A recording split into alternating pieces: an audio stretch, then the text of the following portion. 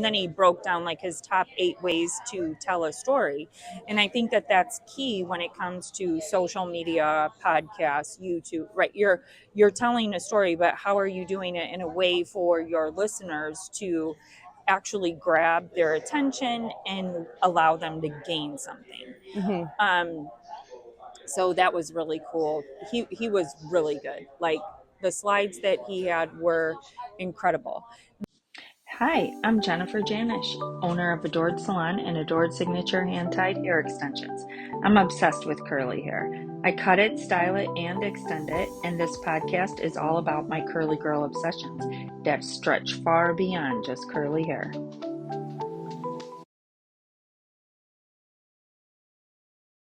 Hey there, it's me, Jennifer, from the Curly Girls Obsessions with Chloe. Hello. As you both know us, we've been on here before, and we are just coming back. We're actually in the airport, so we're hoping you guys can hear us perfectly and that there's not too much background noise. Yeah. But we're going to talk today about the conference we just attended, which is called VidSummit, and it's a it's a YouTube creator conference. So obviously my interest for going was the podcast and learning more just about producing better content. This would not be classified as better content in the airport, right? with people around us, but Yeah. it's actually kind of interesting. Poor guy just trying to squeeze past us in our makeshift tripod situation happening here. I'm actually going to take a picture of it and put it in at the end. Yeah, because it's my bag's on the bottom. Jen has 2 bags. One of Jen's bags is in the middle, and then another one of Jen's bags is on top.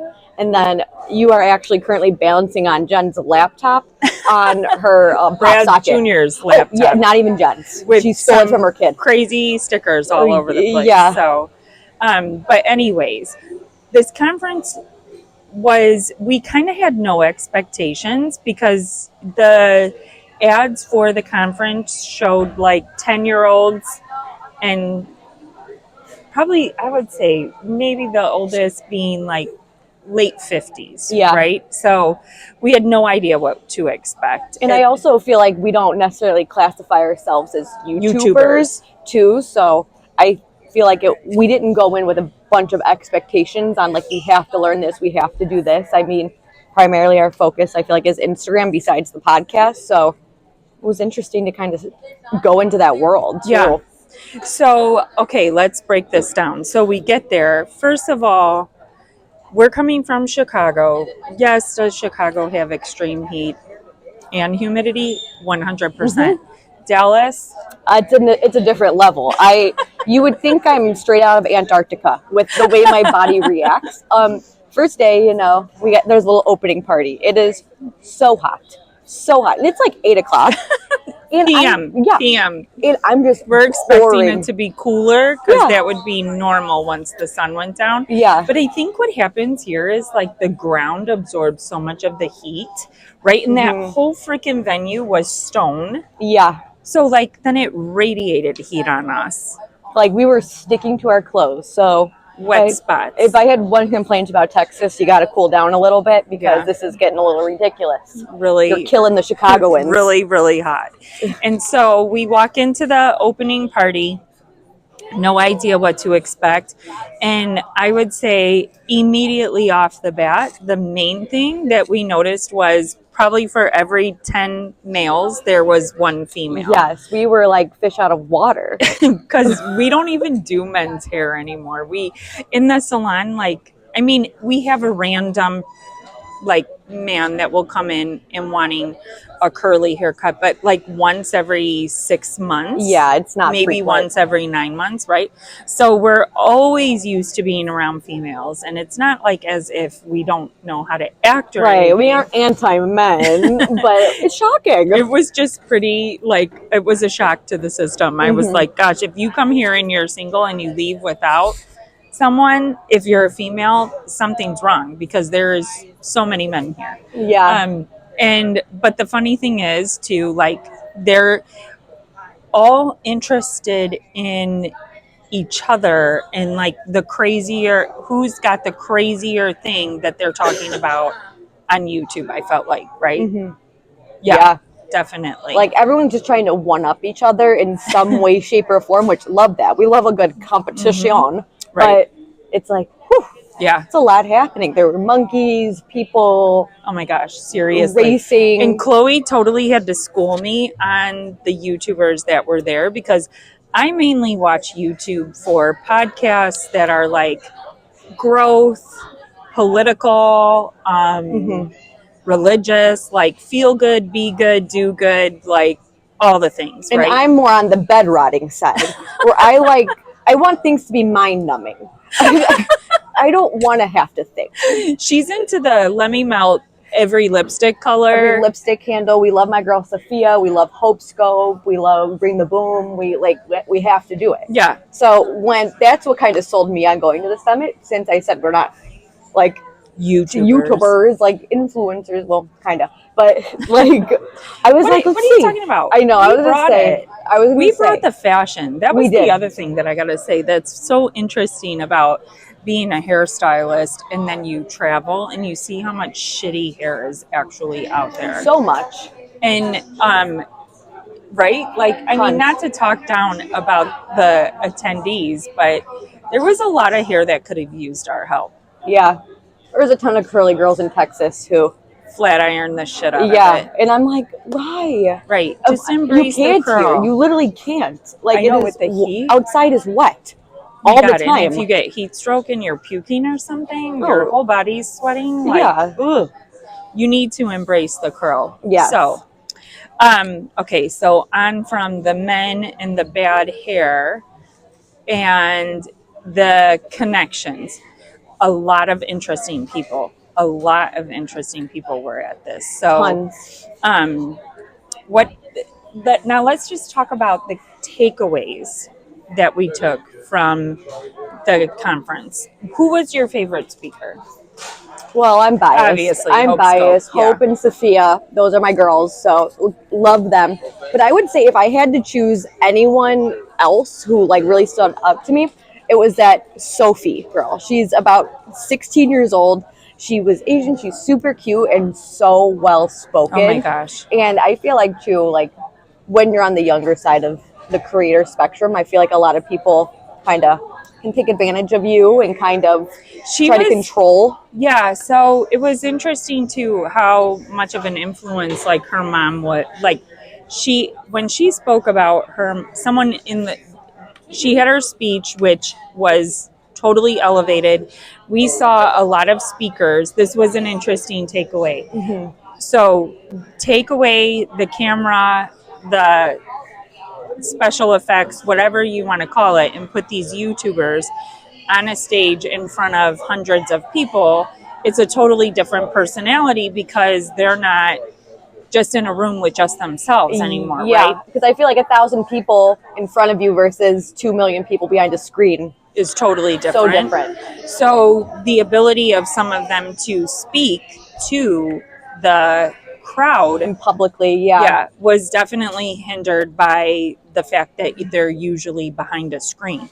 But with her, she was amazing from start to finish. She did not skip a beat. She did not break a sweat. Like, she just spoke as if this is something that she's done her entire life. Yeah. And it probably comes, I'm sure, first from her upbringing, her mom, her family, and then the fact that she was involved in dance. And it sounded like she danced in front of. Yes, and I think she believes she's not from here. Like, she moved here when she was a little girl, but she's from some Asian country. It's not anything like we've heard of before. It was kind of rare, I feel like, but I don't even remember the name of it. I feel like just having that different culture, because I'm sure down there it's different. You got to work a lot harder. It's a lot more hustle and bustle as opposed to here. So I think coming from with that mindset to America, being like, I perform, this is just what I do, and I just make my own happiness out of it, I was like, yeah, I like it. She was really good. what else did I say about her? She spoke very highly. Like her mom was extremely involved in her career growing up, so you could just tell that the influence was super strong, and her message was so good. And then my favorite, I totally starstruck over Cody Sanchez. I listened to her podcast. It's a big deal. She spoke about how she purchases a bunch of small businesses and turns them into big businesses. And it was interesting to hear her talk in person. And then my next favorite one was that Maha. And Maha was very good. she was really good about networking and relationships. And she gave us her book. I really wish I knew her full name. I couldn't even. She's from Dubai. And then the other one that I loved was Sun Yi. And he was the one that was the storytelling. Yeah. And his thing was like he loved to be able to get people to say after the fact, I never thought of it that way, right? And he said, turn myths into truth, turn truths into myths, and just start speaking from a different angle. And then he broke down like his top 8 ways to tell a story. And I think that that's key when it comes to social media, podcasts, YouTube, right? You're telling a story, but how are you doing it in a way for your listeners to actually grab their attention and allow them to gain something. So that was really cool. He was really good. Like the slides that he had were incredible. Now, I feel like the biggest takeaways that I had as far as producing this podcast and being on YouTube was the importance of the thumbnail photo. Mine was the same for probably the first majority of them. 30 episodes. Yeah. We're only going to be, this will be 73, I think, this episode. And now, like, you learn, and it makes sense. Like, how stupid was I? Because it's like, same thing on Instagram. When you're looking at someone's Instagram feed, what do you click on? You don't click on the ugliest picture or the photo that's like from this to here on someone, right? Like, you're going to click on the image that's the most eye appealing, right? So getting to understand the fact of the thumbnail was super interesting. And then the title. And it wasn't even about the content. I mean, yes, they said always deliver value-driven content, but it was consistency. Yeah. Chloe, how much have we heard about consistency? It was the main topic. It was the main topic. And it seems to be the main topic wherever we go, whenever we're learning about something that's driven to marketing. Pretty much. It's like if you go to a hair show, how do you grow your clientele? Consistency. How do you grow something on YouTube? Consistency. How do you grow on Instagram? Consistency. So it really doesn't matter kind of where or what industry you're in. That consistency really seems to pop Be up. Consistent. Yeah.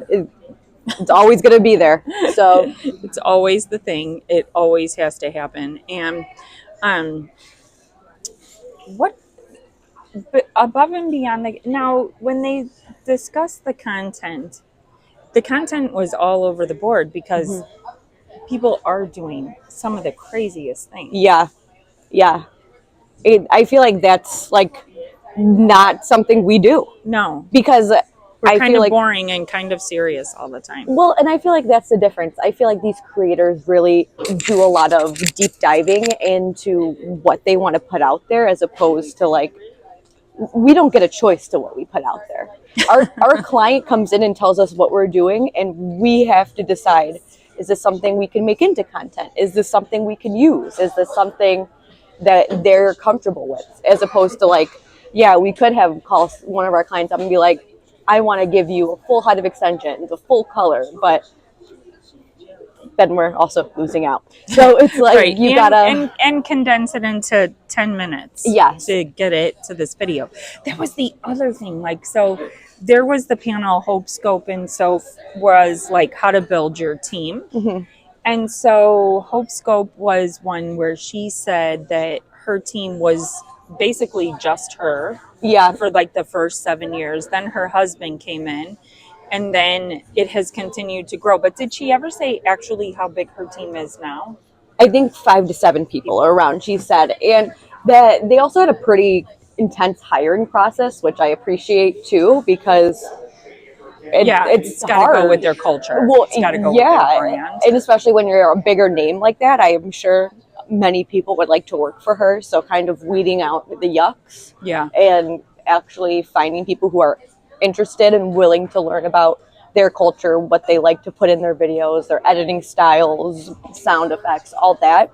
I think that's kind of a big difference. And they talked a lot about like it's hard to put that into someone else's hands, and like I at feel that like point, that I wouldn't.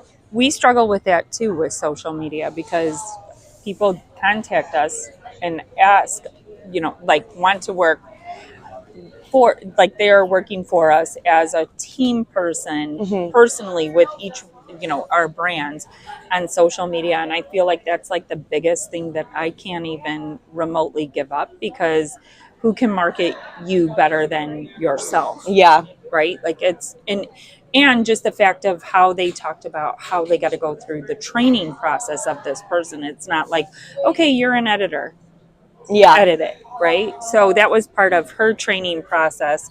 Was that hers or Soph, where they give them an unedited That was video? Hope. Yeah. And then the person who's coming in for an editing job, they give them the unedited video and they give them no direction. And they see if the person is able to edit it to their typical content, Yeah. and get their same vibe, and if they'll contact them with questions and not just do it totally on their own. So Yeah. that was I mean, damn, if that's a good interview, right? Yeah. Yeah.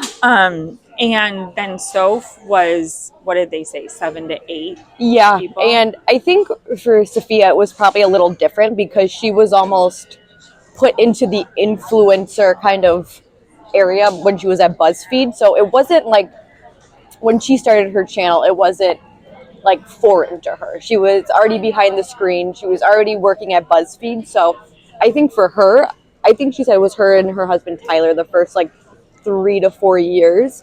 But I mean, I think they have 5 to 8 people on their team now as well. And they discussed too a little bit about like their team members who work from home, what's the benefits between people in office versus like working at home, that kind of a thing. And I feel like both of them said they do have people who are remote and don't see them all the time, but you don't want to be on a Zoom call every day. So the more people you have in person to help you if needed is better.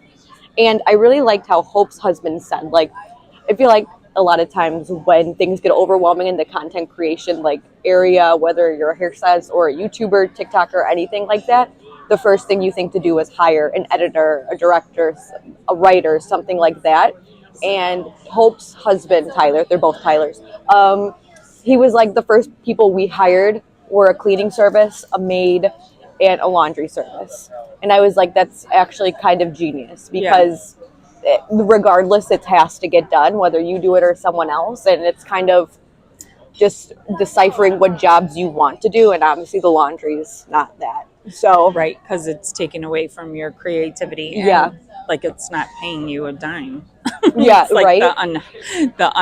What is it, like the unspoken, or I forget what the phrase is, like it's the thankless job, right? Yeah. Because it has to get done, but who's doing it? Yeah. That was 100% key. Like you get to this point in life where I remember when we hired a cleaning lady the first time. We had a 1-bedroom apartment, and it was a Sunday night because that's my Saturday night. And what do I want to do? Do I want to clean? Hell no.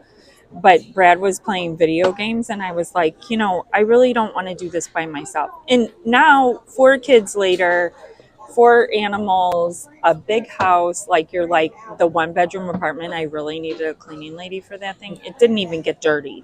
Like, really didn't even get dirty. But he was like, I said, well, do you want to help me? And he was like, no, I want to play these video games. And then I said, okay, then do you want to split the cleaning lady with me? And he was like, yeah, for sure. And that was before we were married. And that was the start of our cleaning service life.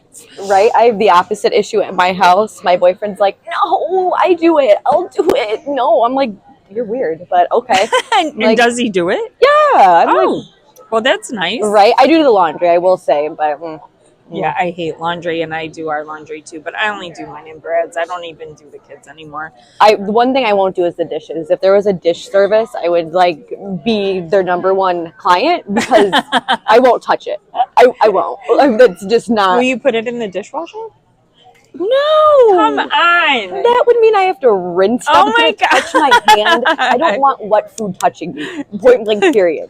When I'm done, my boyfriend, my servant, he comes, he cooks it for me. He takes it back. He is really good about that. He is. He's a good boy. But, you know, that's what we need. It's like, I'd much rather be editing than cleaning and doing the dishes. Food. Like, no. I think too, did you know that there's I don't know if they work, but there is dishwasher pads. I think that'll dissolve your food off of your plates if you don't want to rinse them. Yeah. I think. Yeah. Check those out. I know. I'm going to have to give them a call. Actually, though, like, you got a nice setup, so why even Right? mess I pay that more up? money. Yeah, no. If Mike likes doing it, let Mike do it. Right? Yeah, if I didn't like to rinse dishes in my house, the sink would be piled high with dishes. Okay, so then takeaway classes. We were in classes from, we would get there at 7:30 in the morning. They started at 8 in the morning, and then we wouldn't leave until like 7 p.m. Mm-hmm. And so then the second night we went to a closing party, which was a fashion show. That was super cool. It was really cool. I didn't know a lot of the people. We got pushed into the VIP area. I knew who they were, and I'm like, Jen, they're here. I had no idea who we were sitting amongst. But I think we got pushed into that VIP area because we looked VIP. We did. We always do. Our hair was done. Our clothes were done. Like, we were the full shebang that night. Like, what can we say? But we were dressed. It was super cool. And I, like, even looking back, like, from to last night, like, I was just, like, chilling, sitting next to Mia Maple's mom, like, right? Like, probably, we really had no business. We didn't. Here I we was. Didn't pay for it. We didn't. Yeah, we got lucky. And there are two different, like, YouTube, like, conventions. There's VidCon and VidSummit.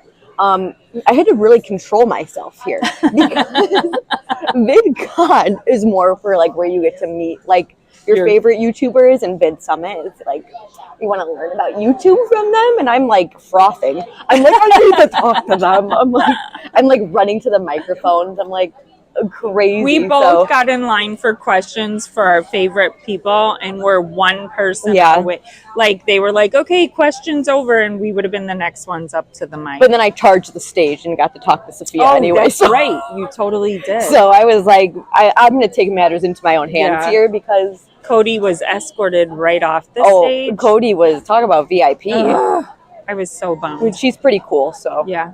So we'll allow it. Yeah, rightfully so. We'll allow it.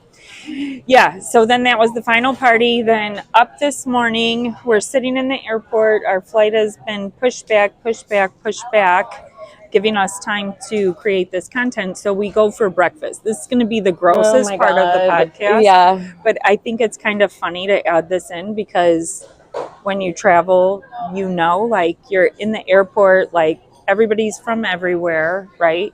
Yeah. I'm like, it's breakfast time. So we go in, there's this Maggiano's. I'm like, that sounds fabulous. Perfect. Let's go Real have their food. Breakfast.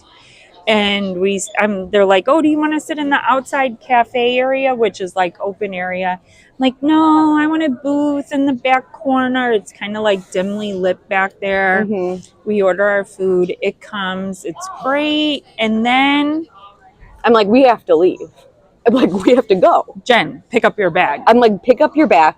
And I'm like standing there. I'm like, but you kind of jumped out. I did, because I was like, I didn't want to alarm anyone. Because you were putting on your Band-Aid. Yes, I'm putting on my Band-Aid. I look over and I see and I'm like, oh, hell no. No. And I'm like, oh, maybe a long few days. Maybe I'm just Tweaking. seeing stuff. And no, all of a sudden, right around the little salt shaker, nice size little roachy comes running. I'm like, we're done. We're done here. Get up. I'm like, now you can't even move your bag. We're leaving. I'm like, what are you talking about? She's like, there is a roach behind that salt shaker. I'm like, you're fucking kidding me. And Jen's like, are you sure it was a roach? I'm like, yes, I'm sure it was a roach. It's gross. It's gross. So it has antennas. Yes. And it looked like it was like about to deliver 10,000. Yeah, like there was this, right in our bag, probably. Finally, it like comes around as I'm feverishly trying to get my stuff out of there, and I see this thing. I'm gagged because I actually saw it. I think I would have been better off if I didn't see it. Yeah, but I guess seeing it made me feel like, thank God it wasn't in my bag. Now we know what to look for when we get home. We do. Mm-hmm. But then thank God Chloe and I have Clorox wet wipes, hand sanitizer, hand sanitizer that's gel, mist, spray, whatever.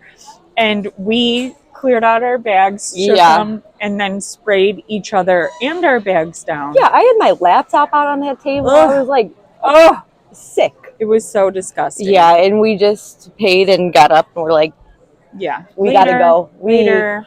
See, I feel like I've had a lot of great experiences so far in Texas.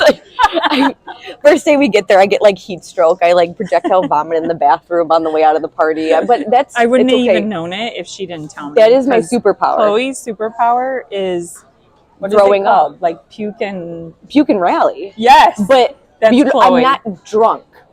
I'm never drunk.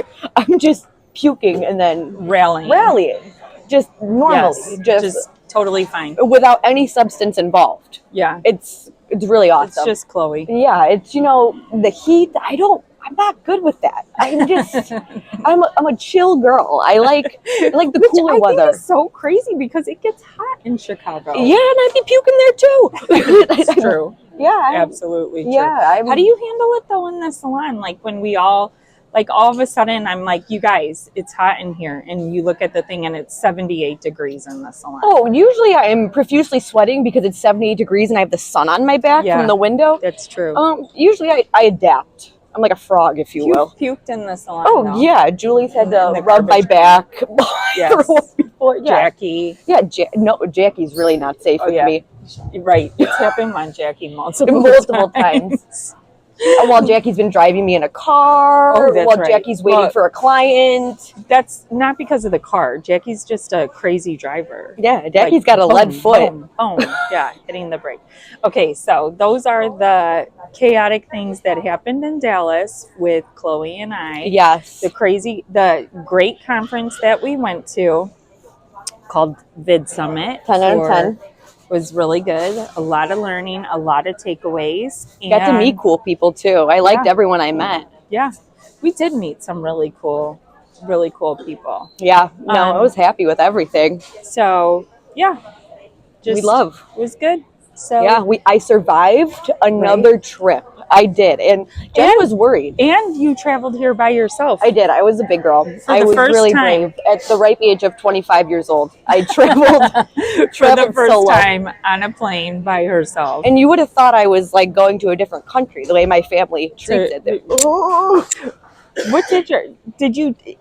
How did your mom take it when you finally told her? Oh, Auntie told her, and then she was just like, "Huh?" And I was like, well, I don't really know what to tell you. Like, it's booked. Yeah, it's already paid for. Yeah, I'm going. So, sorry, I'd like to do this. So, I mean, I just called her, and she was like, please just text me when you get there. And I was like, well, I'm on the plane, so. I'll let you know. I'm here. All right, so that's another episode of the Curly Girls Obsessions, and we'll see you next time. Woohoo! Thank you. Bye-bye.